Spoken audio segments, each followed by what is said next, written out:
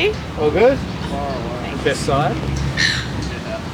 All right, Georgia, we're inching closer to round one. The I's dotted and the T's crossed about a month out from the first game. Yeah, absolutely. It's an exciting time. It's probably quite stressful for a lot of the players coming around selection and that type of thing, being a month out. But I think for me as the coach and with our assistants, we're really excited with a couple, had an intra-club last Wednesday at training. We're just getting closer. Hope we've got our practice game against Carlton coming up as well on the 7th. And I think it's just, you just want to play opposition. You kind of get sick of playing against each other, and you just want to see the cohesion of the players across different roles and that type of thing as well. So yeah, it's fun time. What sort of How's training been going? Yeah, it's good. Weather started to change, a little bit darker now, which has made it a little bit more challenging for the ladies, but training's been going great. I think we're just building every week. I kind of take the mickey out of myself, but every week I'm kind of saying like, this is the best training session we've had. And I think the perks of having the longer pre-season actually allows us, being the regional concept as well, we do get longer together, we do get to practice our game plan, and it also invests a bit more time through vision and education and for those players as well. What's the Devils brand that you'll implement? What's the game style? What's I guess the brand of footy that you play this year? Hopefully fast and fun to watch. Like I'm really passionate about wanting to create a fun brand to watch, and I think we've really seen that through the boys through their last month of footy. But we've came in with the goal to be the fittest VFLW team in the competition, and I think our high performance team has done a brilliant job at that. So I really want us to be playing live, fast footy, chain through the middle of the ground, and I think Tassie, from coaching against them and that type of thing, Tassie have their own identity of being really competitive and really fierce physically, and I think that's something that the athletes will naturally bring into the team on game day, and I think that'd be at front and foremost from that first bounce, or ball up these days, of what we'll see from the group. So fittest team in the comp, yep. Does that lend itself to a particularly gruelling pre-season in terms of that, fitness work? Yeah, absolutely. And led by Caitlin and Ross, our high performance and S&C coaches. It's been long. Like, we've been training since November with the initial group from the pre-season trials that we had. And yeah, gruelling pre-season, a lot of work off field for these players. And I think the biggest jump for our group, a lot of them have been local talent. And they've been a part of Coates League, and a couple we've been able to bring back from VFLW and AFLW, of course, as well. But the majority of our group are from club footy, and pre-season's very different. It's a very different type of footy there. So for them to adjust to, I suppose, the expectations and the standards that we're wanting to really create and build into to set them up for success has been really impressive of the buy-in as a collective. The next month, and then coming up to that first game, do you think there's the same level of momentum as there was for the men's? Yeah, absolutely. I think it's been really interesting. Everyone, when the boys were coming in, it's like, oh, but the girls are something like, yeah, but let the boys really enjoy their moment, and I think that's really important. And I think with 4 weeks to go, and the boys have the 2 weeks off, the girls are going to get just as much attention, if not hopefully more, led by myself. But I think it's the waiting in anticipation for their time. Like I said, 6 months of training is a long time for 13 games.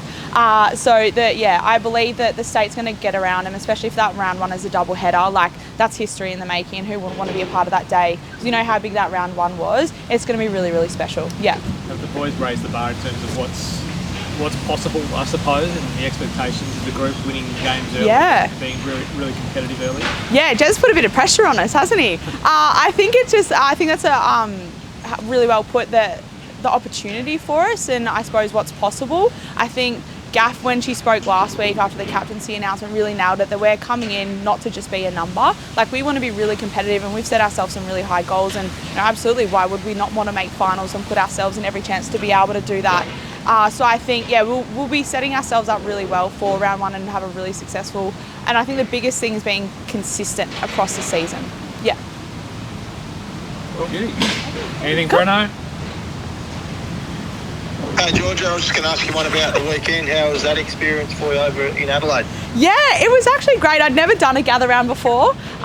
So it was really exciting to be over in Adelaide. Beautiful weather, of course, as we all saw. A little bit colder than Tassie, I believe, too, which is very rare.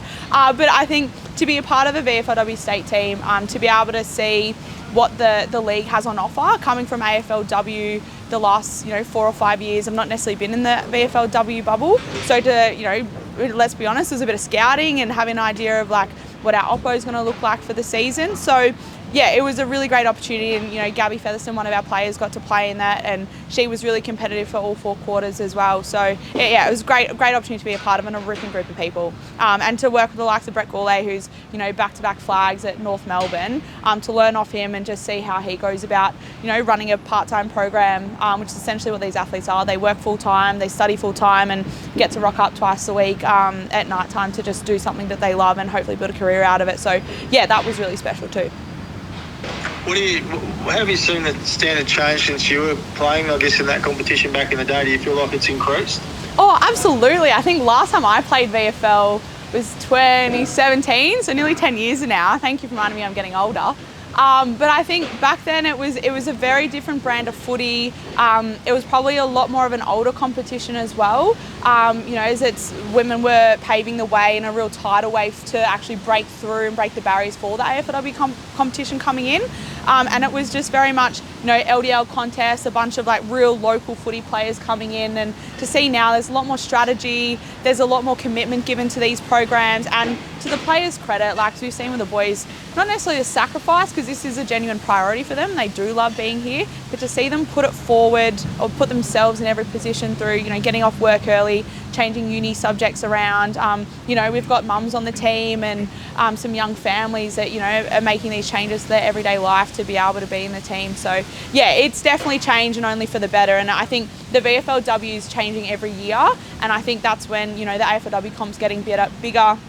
Your players are being delisted and brought back into the comp. And I think the biggest thing is the pathways and grassroots is just improving with the investment and time put into the academies and the under-18s. It just means you've got top-end talent who were missed out in the draft coming into that competition. So yeah, absolutely changed for the better. I'm just glad I'm a coach now and not a player. I don't want to do a pre-season again. Hey, thanks for that. Cheers. Cheers. Guys. Yep. I just wanted to know about the Northern girls that were selected in the leadership group and what they've done. Yeah, so supporting in with Megan Gaffney, we've got Georgia Hill as the vice captain, and Georgia Hill up from a Lonnie girl, and she's just an absolute legend. She's been around footy for a long time. She's been, correct me if I'm wrong, but the captain of the rep sides the last couple of years as well, and the experience and maturity she brings is really impressive. You know, she's a key back for us, can play any role, and she's just probably more of a real grounding person for myself as well.